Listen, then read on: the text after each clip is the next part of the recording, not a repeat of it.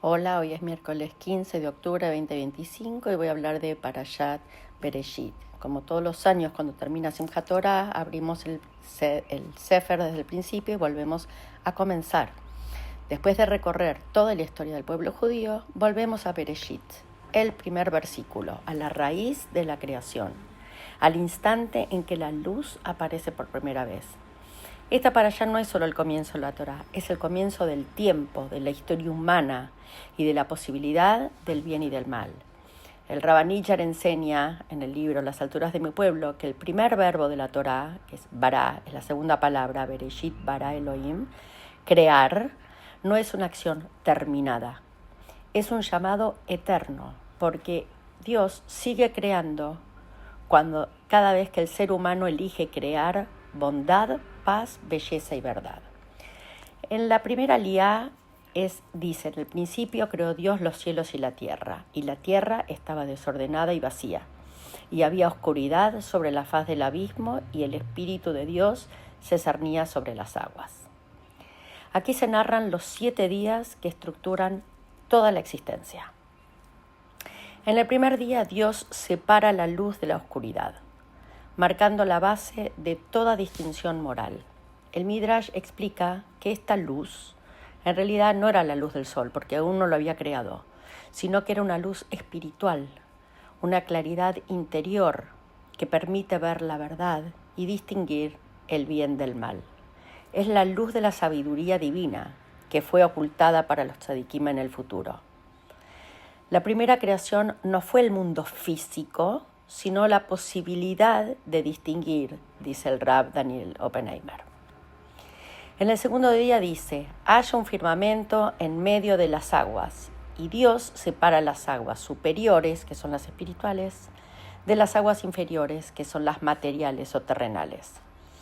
El Midrash dice que las aguas lloraron al ser separadas, las de abajo querían permanecer cerca de Hashem. Por eso Hashem las consoló, diciéndoles que también participarían en los sacrificios y en las lágrimas del pueblo que reza.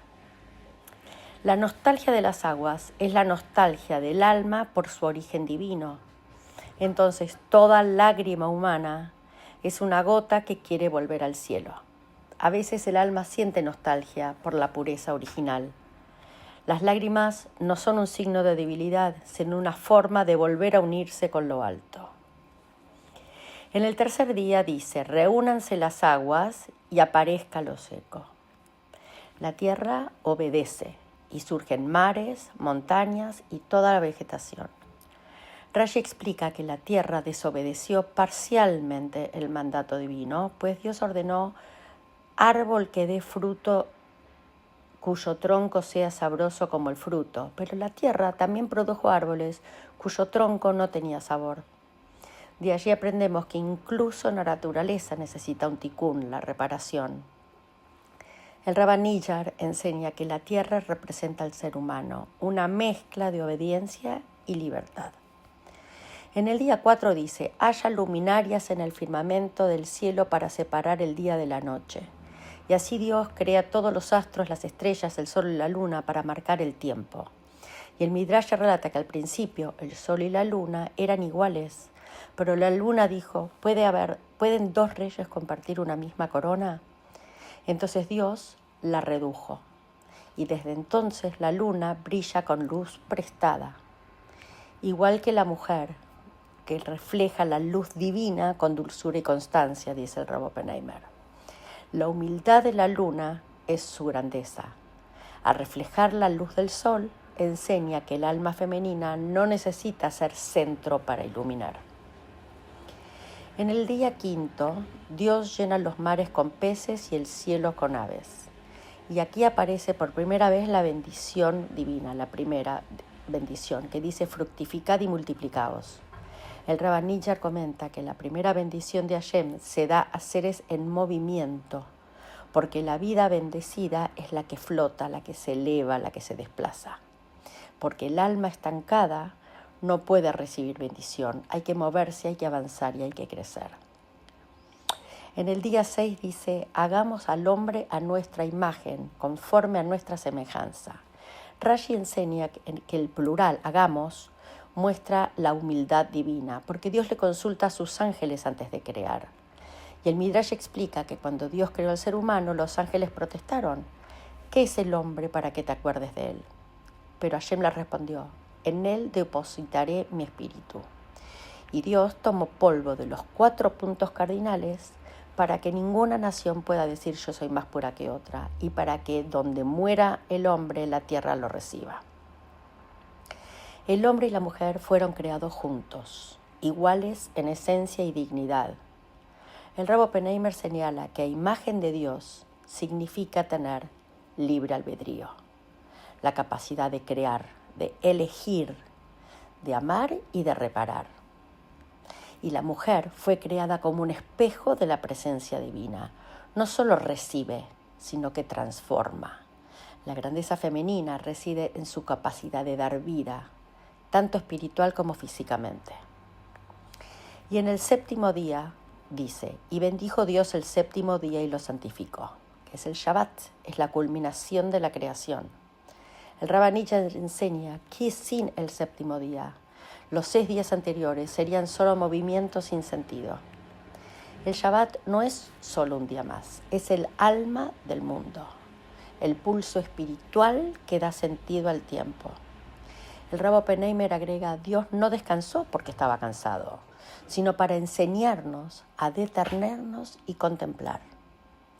El Midrash dice que cuando llegó Shabbat, la creación se llenó de paz.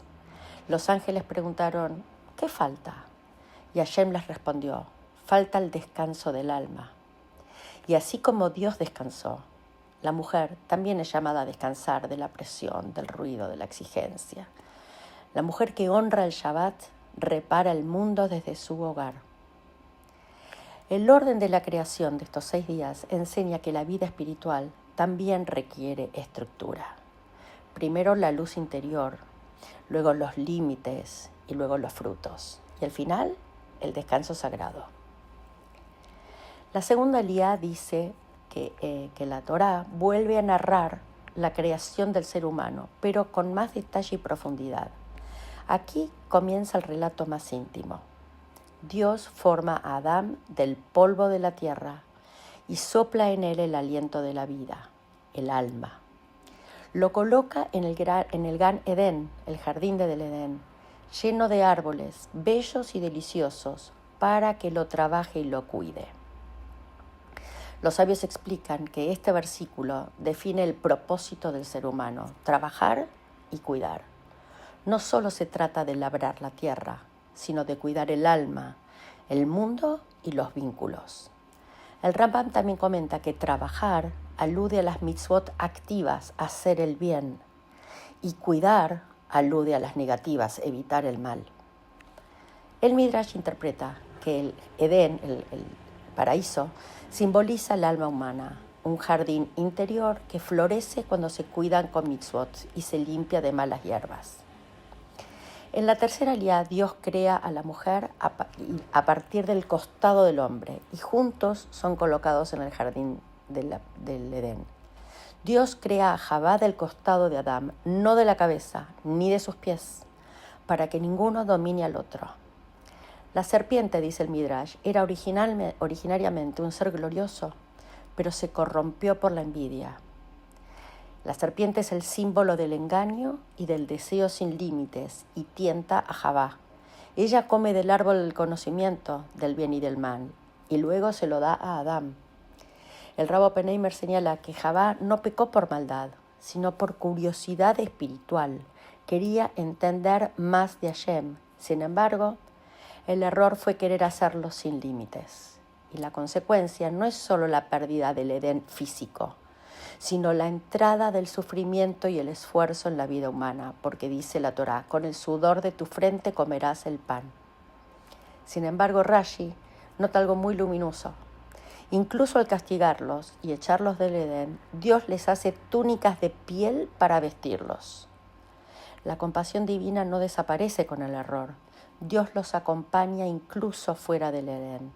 El Rab Nietzsche agrega que incluso tras la caída Dios los viste y dice: la ropa que Dios hace para ellos simboliza su ternura incluso en el exilio. Caer no es el final, es el comienzo del camino hacia la conciencia. Javá, la primer mujer, o Eva, simboliza la búsqueda humana por comprender, pero también el riesgo de actuar sin plena conciencia. En la cuarta Aliyá ya se encuentran fuera del Edén, donde nacen los primeros hijos, Caín y Abel, Ambos ofrecen sacrificios a Dios. El de Abel es aceptado, el de Caín no. ¿Por qué? Porque Dios aceptó el de Abel porque fue ofrecido con corazón puro, no por la cantidad. Caín ofreció lo que le sobraba y Abel lo que amaba. Caín, dominado por los celos, comete el primer asesinato. Y ahí Hashem le pregunta, ¿dónde está tu hermano Abel? Que es la pregunta más profunda de la historia, no es retórica. Es el eco del deber moral. Y Caín responde, ¿acaso soy yo el guardián de mi hermano? La Torá responde con toda su estructura, sí. Aquí nace la ética. Todos somos guardianes de la vida, del alma ajena, de la palabra y del silencio. En la quinta Aliyá, la Torá menciona a los descendientes de Caín y las primeras invenciones humanas, el trabajo del metal, la música y las ciudades. La humanidad empieza a desarrollarse también con la agricultura, pero también a alejarse de la simplicidad del Edén. La humanidad crece, se corrompe y aún así surgen figuras luminosas, Set, Enosh, Hanoch, Noach. Cada uno representa una etapa del alma humana que busca redimirse. Rabba Nicher escribe que la generación de Noach es el espejo de una humanidad que olvidó la gratitud. Pero aún así, una sola persona justa basta para mantener al mundo en pie. La lección es que el progreso material es una bendición cuando se orienta hacia el bien, pero puede ser una trampa si nos hace olvidar el alma. En la sexta Aliyá, Adán y Javá tienen un nuevo hijo llamado Set, cuyo nombre significa reemplazo, pues nace tras la muerte de Abel. Es el símbolo de la reparación. De su descendencia surge Enosh, el primero que invoca el nombre de Dios. Y Rashi explica que ahí comienza la idolatría. Las personas confunden las fuerzas naturales con lo divino. Más adelante aparece también Hanoch, de quien la Torá dice, caminó Hanoch con Dios y desapareció, porque Dios se lo llevó. Hanoch representa la posibilidad de vivir una vida tan espiritual, tan pura, que trasciende los límites de este mundo. El Midrash enseña que Hanoch era tan justo que Dios lo apartó del mundo antes de que cayera en corrupción. Toda mujer que busca la presencia divina en su vida está siguiendo el camino de Hanoch. En la séptima Aliyá, la humanidad crece, pero también se degrada moralmente. Dice, la maldad del hombre era mucha en la tierra.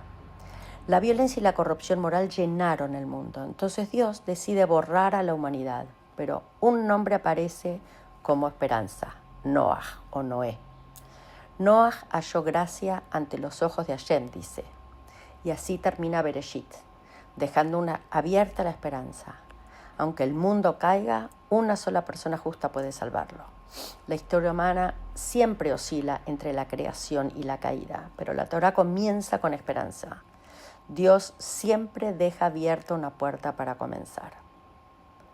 Como conclusión decimos que Parashat Bereshit no es una historia antigua, es el mapa espiritual. Nos enseña que toda creación comienza con un acto de fe. Cuando Dios dice que haya luz, no es solo un hecho cósmico, sino es una invitación diaria a traer claridad y luz al mundo.